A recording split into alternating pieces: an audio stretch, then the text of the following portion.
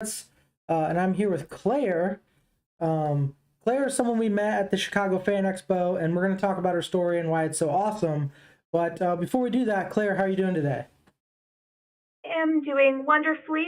I think this is a really great project, and I am honored to be a part of it. That's awesome. That's awesome. We just got back from the Fan Expo. We've talked about it a few times in a few of our videos. One of the things that happened at the Fan Expo is a group of D&D content creators called Quest Bros held this panel event at the Chicago Fan Expo called Improv D&D. And basically, what it is at its fundamental level, it is people who get up there as characters voted by a small skit they do to audition for these roles of a healer, a fighter, I think a magic user, and then there was the antagonist. And so Claire, if I remember correctly, Claire picked the healer, and it was interesting because, and correct me if I'm wrong on this, Claire auditioned, she got chosen for the audition, and then basically the format of it is the DM will just make a setting, and these people will just start doing D&D without any prep. They'll just improv, just go right at it. Every situation requires a dice roll, and there was these large dice, and it was really fun. But it seemed like the first couple questions really threw you for a loop, Claire. So can you describe getting up there in front of everyone Oh, yes. at the improv? Yeah, so what was running through my head when I walked in there, I did not know how this was going to go. I did not know if they were going to separate us into groups to improv or if they just had a couple of professional D&Ders up there and having the audience chime in. I did not know what was going to happen. So, when they started asking questions to the audience and having people audition, um, I did not know how that was going to go either, but then people started answering in character, and I was like, oh, I see how this is going to go. So when they called the healer, I was like, all right, they already have two people up there. There was a fighter, which is a guy cosplaying as Russell from Up, speaking in a very deep Scottish accent. It was truly a sight. And then there was the mage kid who could shoot food out of his hands when in combat. Truly two wonderful characters. So I knew I wanted to kind of balance them out with a bit of a deadpan, morally ambiguous healer. So that is what I chose. I grabbed the microphone and I said, hello, my name is Dr. Claire Ordinary. And I described what I would do as a healer. And then they chose the people based on how loud the audience applauded for you. And for whatever reason, these people screamed and clapped for me. So then there I was going up on this panel. And then they chose the villain, who was a girl dressed in a beanie with a lot of cool pins on it and like an octopus beard thing. So truly, we are all set to go. I am very excited. And then they start talking. So they choose the DM asks the audience to choose the setting, and like seven people screamed Walmart. So here we are in a Walmart. And now here's the reason why I was tripping up a little at the beginning. I have something called auditory processing disorder. And for any dear listeners who may not know what that is, it is something that is not the same as, it's very different from being hard of hearing, but it can produce a similar effect. Essentially, when I hear audio, sometimes my brain doesn't fully process it. So I can hear the sound, but I can't tell what the sound is. And this is typically aggravated when somebody is speaking through a microphone or a voice filter.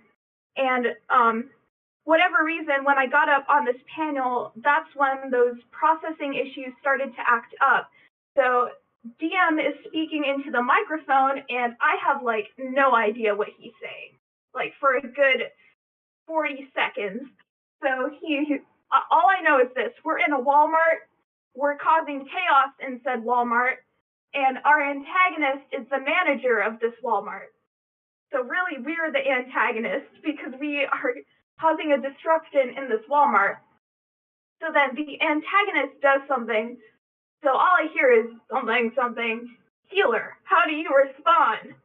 And I have no idea what to say. So I turn to the antagonist and go, what plagues you? And then the DM is like, oh great, here's another player that just goes off on their own, not caring what the DM says. And in my mind, I am like screaming. I'm like, oh god, I've only been here for 5 seconds and I'm already the problem player. How did this happen? So then he asks another question. I just kind of sit there in complete silence. And thankfully, he skips over me and we go on to the mage. So Yeah, that is how that happened. yeah, to kind of articulate it as a watcher and someone, I have a lot of experience as in D&D and a DM in a lot of situations, and I'm like the first to jump up and say things. So for me, it's not hard to do that. It's actually really fun. But as someone watching the first couple steps, what you're describing makes so much more sense now, because the first couple interactions, it almost looked like you really couldn't understand what he was saying, and Yes. it very much looked like what you were saying. So that puts it together. But to preface what happens next in this whole scenario is Claire goes from like this almost shell shocked, for lack of a better term, situation to like turning a corner and like stealing the show. And it's like an amazing performance where Claire decides to use her cleric abilities, but she puts a medical degree from her back pocket into Okay. play. And where did that come from? Where did this medical degree come from? And how did you think of it so fast on the fly? Okay. For the record, I went into this knowing I had a medical degree because I heard the words healer or cleric. I have no idea what a cleric is, or I guess I have some idea of what a cleric is now, but at the time I had no idea what that was. So I'm in this panel and I'm just thinking to myself, I should not be here. This was a mistake. But I kept going, and eventually my character went from kind of this person who was just standing there enabling the Scotsman and the mage to cause a ruckus in this Walmart to this very legally ambiguous, shady physician. Yeah, and that's what it is. It's so funny you say you don't know what a cleric is, because the spin you put on it, like most clerics, like I'm a battle healer, I wear armor and I heal people with the force of my god or my deity, and you put this spin on it like I'm someone with a medical degree and I can heal people, although my medical degree might be false. We don't know. However, I can maybe heal someone, and I have a shifty lawyer to back me up in case I can't. So it was one of those things that came across perfectly. Now, as the game keeps going and you start like getting to understand what's going on, and you use your medical degree or lack thereof, and your lawyer kind of antics, what goes through your mind is you're starting to like, kind of see the crowd turn to like in your favor. Did you even notice that the crowd was like starting to really back you up there? I sort of did, but I was not entirely sure because I cannot always tell when somebody is laughing because they're amused or because they're cringing at you. So I was like, okay, they're laughing. At least there's a reaction. I guess I'll see how this goes. But what truly inspired me were the antics of the other people at the panel. Uh, at one point, the kid to save us from the trees. Yes, there was an enchanted forest inside of this Walmart, but who were holding on to us. He summons an army of tiny Minecraft zombies, and the kid rolls a natural 20. At one point, he also summoned a frosting axe, but he rolled a nat 4. So instead of, the fighter taking the frosting axe gives him diabetes. So I was like, okay, I see what this is.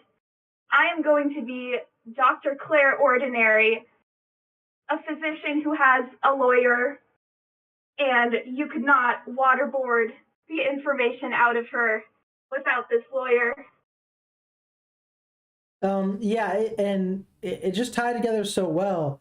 Um, Man, you had a really good memory. You seem to remember what everybody rolled, what everybody was wearing. Is that something that is natural to you to have a very well memory? It depends on the experience. I think because this one had such a profound impact on me, I can remember a lot of the details. Yeah, you know what, it had a profound impact on everybody because um, the craziest part about this whole story is this was a great panel. Like I said, I've been playing D&D for a while, and there was a kid who was rolling natural 20s or low numbers, and he was summoning things, trying to come back to life.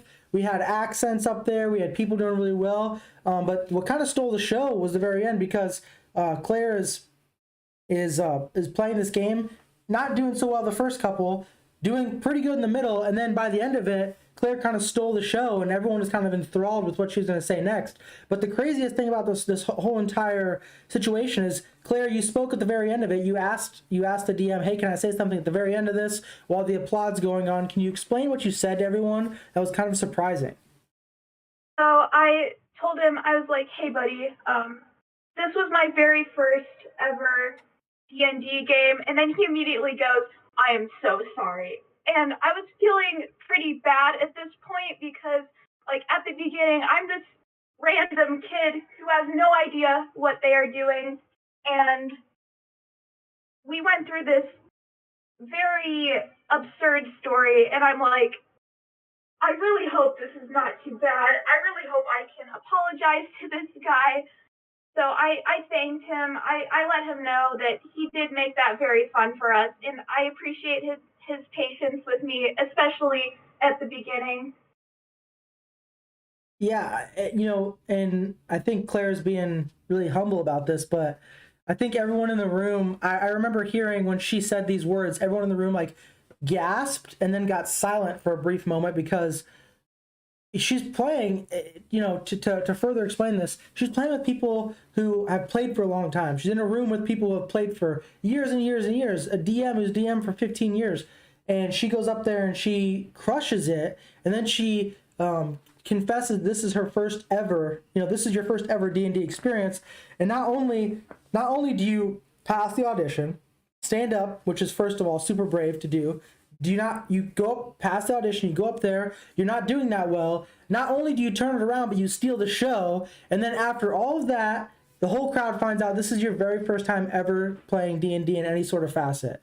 I mean, I was so moved that I was kind of getting like shaken up about it because I saw the full like range of humanity with one character in person from the audition to the very end, and I had to say I was blown away like to see all that. Like, what's your reaction looking back and thinking about all that? Um, I think it was a very healthy experience for me, and here's why. Ever since I was a small child, I really enjoyed, storytelling, improv games. When I went to Girl Scout camp, um, the other girls would ask me to be the detective every time we played Mafia because they liked the way that I narrated the story. And as I got older, when I entered middle school, people really did not like those little quirks about me. They just kind of, you know, ignored me, didn't talk to me. So I think that when I went up on that panel, I reawakened that little 11-year-old child who really liked to play around and tell stories because I tried to kill her at one point, but obviously that did not work. So I was glad to use that skill of mine again in a way that everyone appreciated. Now, when you say you tried to kill her, you tried to like suppress that, like for lack of a better term, like quirky, nerdy individual and Yes, portray something ab- else. absolutely. In middle school, like I just kind of stopped talking, or at least I tried to for the most part. Um, I had a very small group of friends who took very good care of me. Then I went into high school. I was still very quiet for some time. I met some more really good people. And lately, I've been trying to be more genuine with myself and with everybody. So I saw this experience and I thought to myself, I should try that. I should try putting myself out there, see what happens. And it turned out to be successful. Yeah, I mean, it's more than successful. I mean, there's a few times in life that you find these real genuine moments, and it's pretty rare. I mean, it happens once in a blue moon. You'll see a certain act or a certain thing, and you're like, wow, that's a real genuine human emotion moment. And for me and everyone that was with us, role playing degenerates, we're all sitting in the same row. We all looked at each other afterwards, and it was me and the other three members. And we all kind of like looked at each other and we're like, we need to talk to that person immediately. So it's great to I mean, it's bittersweet to hear your story, right? Because I grew up in a very nerd healthy community where everyone loved Dragon Ball Z and everyone liked the quirkiness, and I never felt like a nerd was like a weird thing. We all watched Harry Potter. I mean, I was captain of the wrestling team and the football team, and we all watched Harry Potter together. We all listened to watch Dragon Ball Z together. So it was like a weird thing where like we were all nerds and jocks simultaneously. So to hear your story, it's super empowering for someone who didn't have to go through it. Just seeing your bravery and your emotion, and you said you kind of suppressed that for over the years. And it's kind of surprising to me because the nerd community, lack of a better term, nerd community, we have our own Discord. Like we love talking about just nerd stuff. So it kind of surprises me. But it's also inspiring to hear you say that because, you kind of went through something more brave than most people by standing up and doing that. So when I came up to you right afterwards, I think if you recall, I came up to you immediately. I gave you our card and I said, "Hey, we have a podcast. I'd really love to have you on." And I think you said something to the effect of, I don't know if his level of nervosity, but you said something to the effect of like, "Thanks, but no thanks." Do you remember that conversation? Yeah, I do. I said something like, I'm not sure if I'll have the time to do it. And just because I've been quite busy with work and enrolling with classes for college this summer, but I thought to myself, this is a great opportunity. I should chase this down. And I did. Yeah, so let's go through the thought process of you're up there, you think you're doing really bad, it's over, and then you're talked to by multiple people, you have applause, someone comes up to you and hands you a card to talk about the game you've just played for the first time ever. What's kind of going through your mind? What are your emotions and what is your like mindset at this point? Say that I was in a state of very pleasant shock. There was a girl who came up to me after the show, and she's like, "Oh my gosh, you had me and my friend just cracking up the entire time," and I really appreciate that. I think we're going to be quoting to each other now. Heimlich is a good friend of mine because at one point during the panel, I leaned over and I said, "Heimlich's a good friend of mine," because somehow the Heimlich maneuver came up and, oh, that's right, the mage was choking on something. The mage was choking on something. Now I remember. But yeah, just wow, people are remembering my words. That's bonkers. It is kind of bonkers, but at the same time, it is such a real performance. I mean, I was floored. So Dungeons and Dragons. Why did you go to the panel? How did you hear about Dungeons and Dragons? How did you get to the seat? So I have always kind of, in the back of my mind, known what Dungeons and Dragons is from a very surface level. I knew that it was a fantasy-based role-playing game that used dice and chance. And so I was at Fan Expo. I was scrolling through all of the events, and the D&D one came up. And I know a couple people IRL who play D&D. So I was like, you know what? This could be a good opportunity to learn more about that hobby of theirs. So I read the description and I saw that it had improv, and I was like, wow, it's been a while since I have played an improv game. This looks fun. I'll check it out. So I did. And another thing that I would like to mention that was kind of ironic but also super fitting, that day I was in Ford Pines cosplay, and in the TV show Gravity Falls, Ford's favorite game to play is Dungeons, Dungeons, and More Dungeons, which That's is a play. yeah. Yeah, that's awesome. Um, so where's the future for Dungeons and Dragons and Claire? Where does it take you? Are you gonna play a game now? Are you looking for a campaign? Are you gonna jump on our Discord and play games with us? Like where's for Claire? Where does Dungeons and Dragons go from here?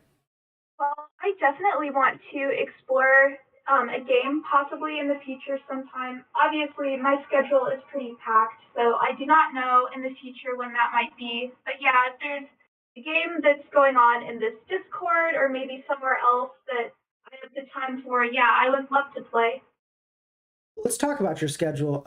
You're gonna be a student, is that correct? Yes, So does that mean how old are you if you don't mind me asking? I am 18 years old. 18. That's insane. 18 to do what you did is pretty brave. So you're 18 years old. You're going to school for what? I am studying mathematics. With a concentration in statistics, I hope to be perhaps a data scientist or a mathematician. Wow, that's daunting. I mean, for someone like me, that's pretty daunting. What made you decide to do mathematics? Do you like the idea of counting numbers all day and figuring out these problems? Absolutely. I see a lot of beauty in numerical patterns. Um, I always enjoyed, well, not always, but in high school, I really got interested in math, and I would like to continue that.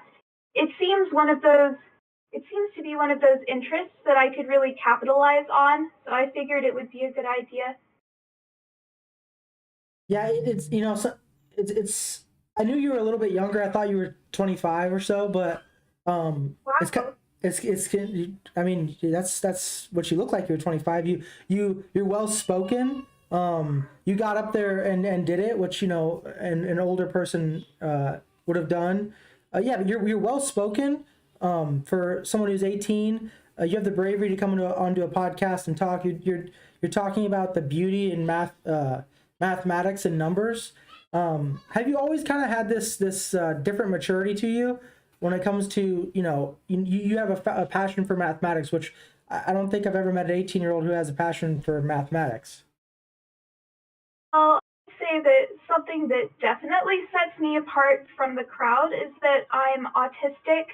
So my way of speaking is quite formal, as in order to fit in, I would try to mimic the way that other people speak or spoke, and the people who would speak to me most were my teachers. So I kind of picked up on their very academic language, and um, I've always been one to enjoy research, to enjoy learning, to really immerse myself in a topic, and whether that topic be fandom culture or math or whatever I take interest in, I tend to go very deep. Yeah, but I think there's something poetic about speaking formally too, and speaking being well spoken. I mean that's a language in itself that, when spoken correctly, it sounds much better than regular shop talk. Don't you think? You know, I think there is beauty in all ways of speaking, whether it's informally within a dialect or quite formally as I tend to speak sometimes. Wow, that's well said. You talked about fandom. What kind of fandom are you talking about specifically? Um, do you mind if I just kind of tell the whole story how I got into geek culture? Oh, please, yeah, please do.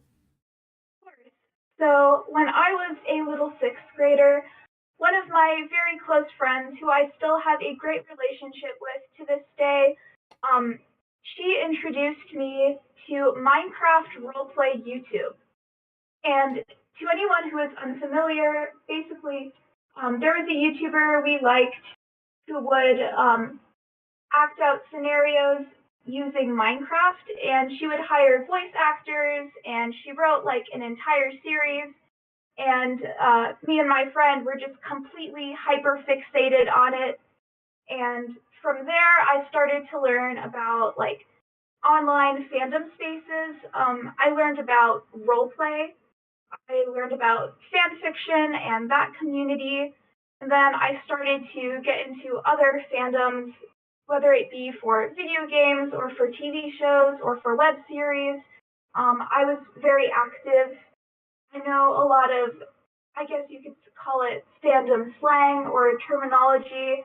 I'm quite familiar with the cultures of how fandom acts on certain websites, like whether that be Tumblr or YouTube. Um, I I suppose it was like this. I kind of treated myself like a researcher that had been set on an alien planet and told to figure out all of their social workings. So I did that with multiple fandom communities, and I was able to figure out their similarities and their differences, and I found all of that very fascinating. So are you taking a notice or taking notes on fans' interactions with these TV shows and how people are talking to each other online? Is that what I'm understanding? Yeah, it was, I did it in a very calculated, scientific way, even though I was also having a lot of fun. So what shows are you into? Are you talking about Troll Hunters or anime or Star Wars Rebels? What would be like the source of your interest? So I really do enjoy the Marvel Cinematic Universe. Um, I also like, video games like Minecraft or Overwatch.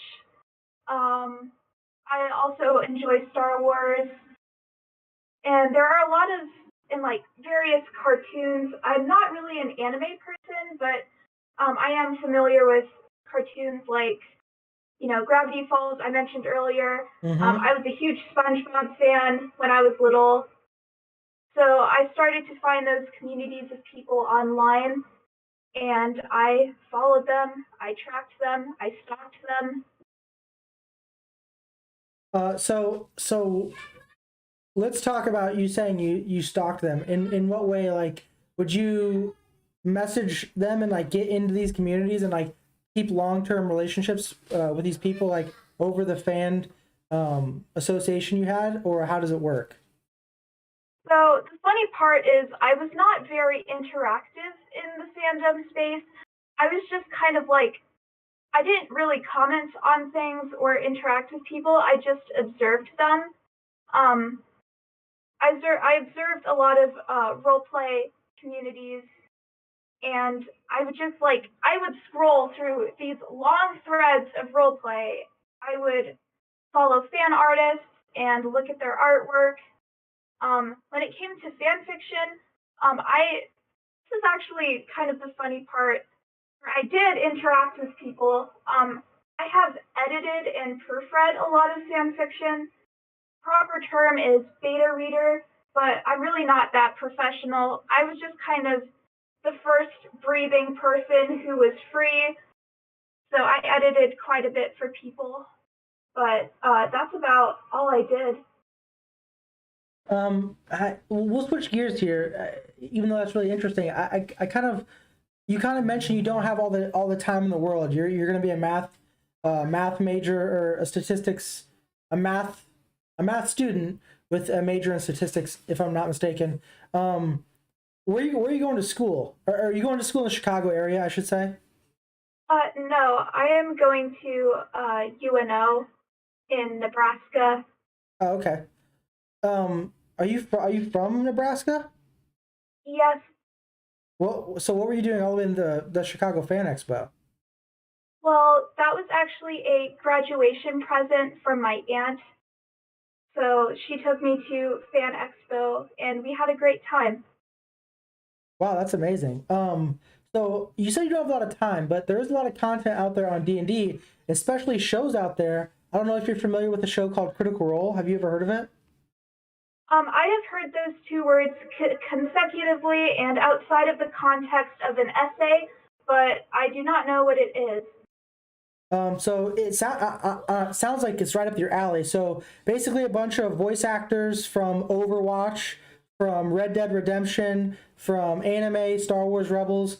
a lot of these voice actors came together and started playing an IRL D&D game called Critical Role. And it spanned over the course of 2 campaigns, and it's on its 3rd one. But it's basically the greatest, and this is subject to opinion, but it's the largest. That's not subject to opinion. It's the largest game ever like recorded. They made it the biggest, for lack of a better term. And they made a TV show called Legends of Vox Machina on Amazon Prime, which is based off of their first campaign. But if you don't have a lot of time, you should really check it out because it's got amazing voice actors and actresses, interpersonal relationships between player characters, and it really expresses what Dungeons and Dragons truly can be. And I think you should check it out, is what I'm trying to tell you. Yeah, that sounds very interesting. I would love to check that out.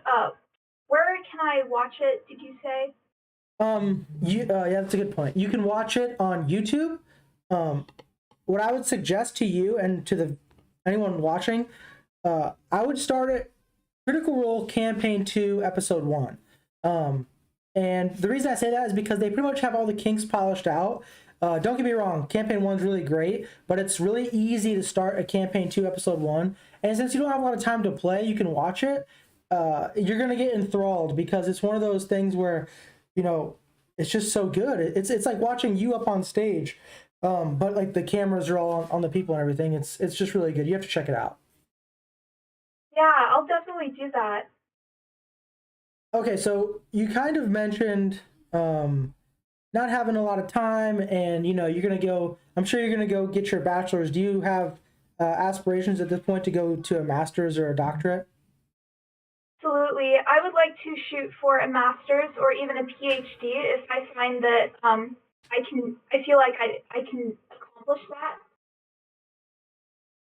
That's amazing. So D&D might be something like far in your future, right? You it sounds like you're gonna hold your career to the highest esteem. Yeah, definitely. Go ahead. Sorry. Sorry, could you repeat that last part? I'm just trying to emphasize, it sounds like you're going to hold your career, your schooling, your master's, your PhD, it's going to be what's taking over a lot of your time for the next several years. Yes, that's, I do try to find little moments where I can weasel in time to do, nerdy things. Well, I guess math is pretty nerdy, but other nerdy things. My main focus will be my career, yes. So what are some other nerdy things that you do like? What are some shows, like Stranger Things maybe, or what are some of the shows you're watching? You said you watch Marvel shows. I'm really not consuming any new media right now. I did just see Thor: Love and Thunder. I really enjoyed that movie. Right now, I can't really think of anything that I'm actively watching. So you going to school this next fall will be your freshman year, correct? Yes.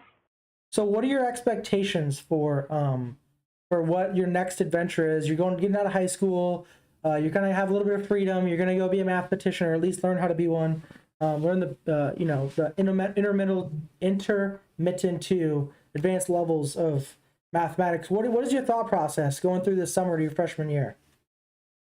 Well, it is definitely a daunting experience for sure. It will be an adjustment, but I am prepared to take on any challenges that is thrown my way. I'm excited to learn something new, to expand my knowledge, and to meet new people. That's awesome. That's awesome, Claire. I usually ask this with the last question. We'll wrap it up here because I know you're really busy, and I appreciate your time. But and you've kind of alluded to the next 10, 15, maybe 15 years, you're going to be studying, you're going to be a mathematician, you're going to hold your career, you're taking it very seriously. But in the future, maybe when you have more time, or maybe when you have your past schooling and you're to your job, where do you see yourself with Dungeons and Dragons in the future? Has this experience over the summer at the Fan Expo, has this experience given you enough motivation to go out there and try to find a game when you've got more time? Yes, I really do want to explore what I could get from Dungeons and Dragons in a campaign. One of the things that is so great about it is that it is quite versatile. It's kind of like the Minecraft of RPGs, or excuse me, tabletop games, because essentially you can do anything you want. You can play it in different styles. It could be more role play based. It could be more game mechanic based. It can be set in altered universes. You can do homebrew. You can just use the straight up rules. And I really do want to explore more opportunities to create characters, or maybe even DM a game if I get that far. Yeah, I mean, you kind of alluded to it earlier. You brought us back to a situation where you were at in the Girl Scouts, if I'm not mistaken, and you were playing detective with some of the other girls, and they wanted you to produce these stories for them. So is that something you really have a passion for? Is producing these situations, these stories, these characters inside your own world? Is that something you think you would have a passion for in the future? Yes, I do like creating stories. I also do really like creating my own characters. So I feel that I would be quite satisfied in either position. That's awesome. That's awesome, Claire. Well, I just want to say, obviously, thanks for coming on here. I know you mentioned you had some struggles before in like a social setting, so this might have been harder for you than most people. So I just want to say I appreciate it, and it's been an honor. Also, I want to formally invite you, if you ever want to do a one shot, if you ever have time for a one shot, or you have a weekend where you wanted to play, we run one shots. Let us know in advance. We'll run a one shot. We'll have a good time. You're more than welcome to play as a player or a DM. It's up to you. But you're always welcome at the Role Playing Degenerates Discord. Otherwise, I just want to say thank you. And if anyone wants to connect with you, if you're available on any social medias, how can people connect with you? I do only have one public social media, and that is at claire's.art.corner on Instagram. I do a lot of crochet over there. So if you're ever interested in that, or if you ever want to reach out to me for whatever reason, you can find me there. Okay, and are you going to the Chicago Fan Expo next year? Yes, I am going to save up money for that, definitely. Okay, awesome. So we're gonna have to see next year. My wife's going. We're almost all both of our camp this year. We brought one campaign group. We're bringing two campaign groups plus I think 5 additional people. So next year, if we do the D&D Improv, hopefully we'll see you there. I mean, we have to connect and see you there. We'll be doing one shots there. You're more than welcome to come to that. So next year, if anyone's going to the Chicago Fan Expo, I think it's in August. Claire said she'll be there, so you can see her there, or you can find Claire where she just said. On her Instagram, and I did see some art you did today. Was that hand-drawn art with the owlin creature? Yes, that was hand-drawn art.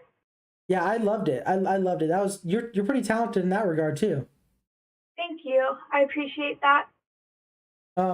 Okay, Claire, we're gonna sign off here, but I just wanted to give you an opportunity to say anything, last words you could say to anybody watching, anybody who's going to watch, or if it could be something motivational, it's up to you. I mean, this whole podcast it sprouted because of something you did, a really cool thing you did at the Fan Expo. So is there anything you want to say to anybody? I tell anybody, if you're, shoot, I'm not sure what to say. Let me think of something.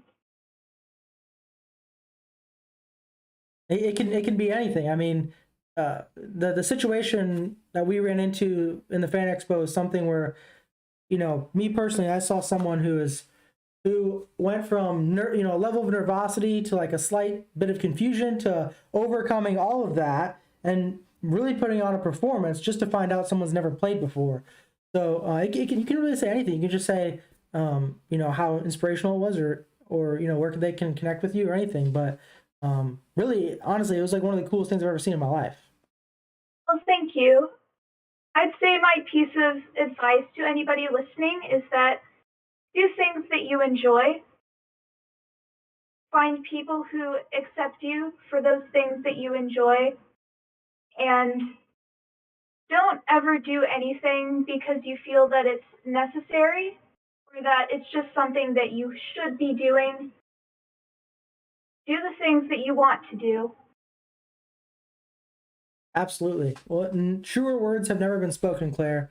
So for everyone listening, be true to yourself, I think is the message Claire's trying to tell everyone. Otherwise, Claire, thanks again for joining us. It was really great. I had a really fun time talking about it. And I'm really excited to see what you do with your career path at Fan Expo next year and D&D someday. I really hope to see you DMing. But for everyone else who's listening, we'll catch you guys next time, and we'll see you later.